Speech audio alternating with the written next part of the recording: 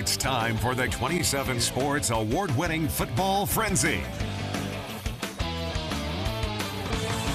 Happy Friday, football fans. You know what time it is. It's the best night of the week, Friday, and that calls for Football Frenzy. He's Cole Emplin, and I'm Sydney Clark. We have playoff quarterfinal action this evening. 9 area teams were looking to book its spot to the semifinals, so we got a lot to talk about here. All right, let's not keep them waiting any longer, all right? Let's head to Rock Creek for Game 1 on tap. It's the 10-0 Mustangs hosting a gritty Cheney squad to kick off the night. Now, Rock Creek would miss its opening drive field goal, which sets up Cheney to strike first. Reese Haller sneaks it in. Just like that, Cheney gets out in front early on the first, and the away fans, well, they're happy to see it. The Mustangs would get the ball back in the red zone now. 4th down, Tate Smith throws to his left, but can't connect with Luke Smith. The Cardinals can't get anything going, so the ball back with Rock Creek. Smith, avoiding pressure, finds Luke Smith for the first and more. How about that? The Mustangs are now knocking at the door.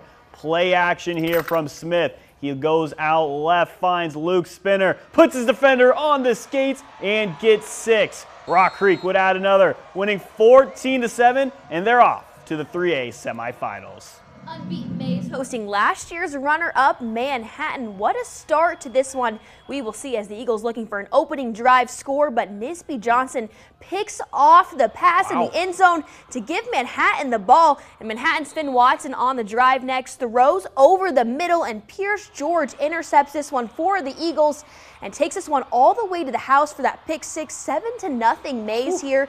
Ensuing the kickoff, J.J. Dunningham from Manhattan erases that pick 6 with a kickoff return for a touchdown. He's going, and he's gone. Tie game. There's a reason he's committed to Miami. 7-7. There's a reason he is one of the best. Still 7-7 later in the first. Finn Watson would find J.J. Dunningham again for a big gain deep into Eagle territory. That drive is capped off by Joseph Mortison taking the direct snap and scoring to give Manhattan the 14-7 lead there.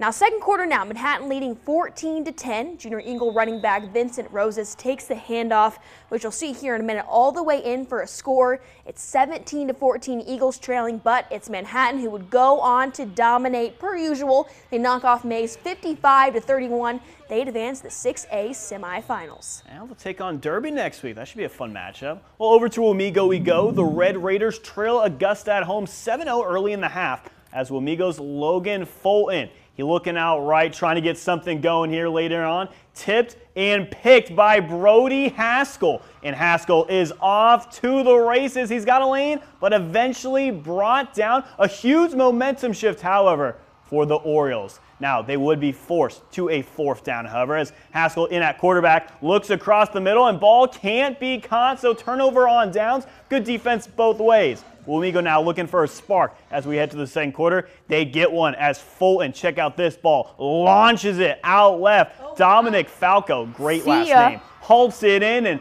the Red Raiders are in the red zone. Now, can they capitalize? They've been there before. Fulton goes to his right. Reed McDiffer creates some space. How about that score? Wamego would pull away in the second half, winning 21-14, and the Red Raiders are heading to the 4A semifinals. Head over to Hayden High now for what was looking like it was all Cats until Jeff West Tigers would start creeping in. So this was a fun game here. Tigers get some points on the board before the half, make it 22-8 with a good 2-point conversion right there. It's looking like a pretty close one. Looking at the third quarter now, Cats extend its lead with this deep pass from Connor Hanniga to Xander Blazing. Touchdown Hayden High.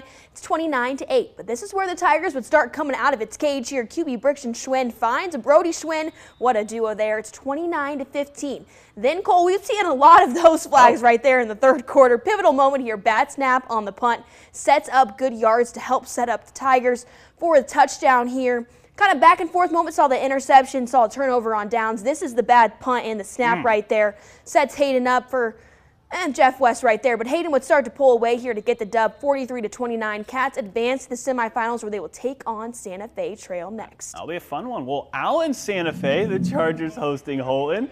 The Wildcats were putting together a good drive. And how about this, finding the end zone early on. Andrew Shoup gets the handoff and crosses the plane as Holton strikes first. Now Santa Fe was looking to respond for the home crowd. How about Wrigley Schleichter? He takes it himself on the option, goes right up the gut for the score. Just like that, we got a tie ball game.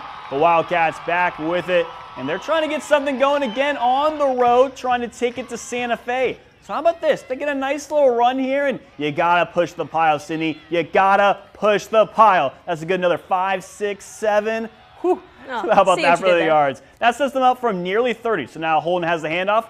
Psych. All right, we got duped. Alec Frazier fools everyone. Spin move. How about that run? As Holden was back in front. But despite the quick start, Santa Fe came back to get the 28-26 win, and they're off to the semifinals.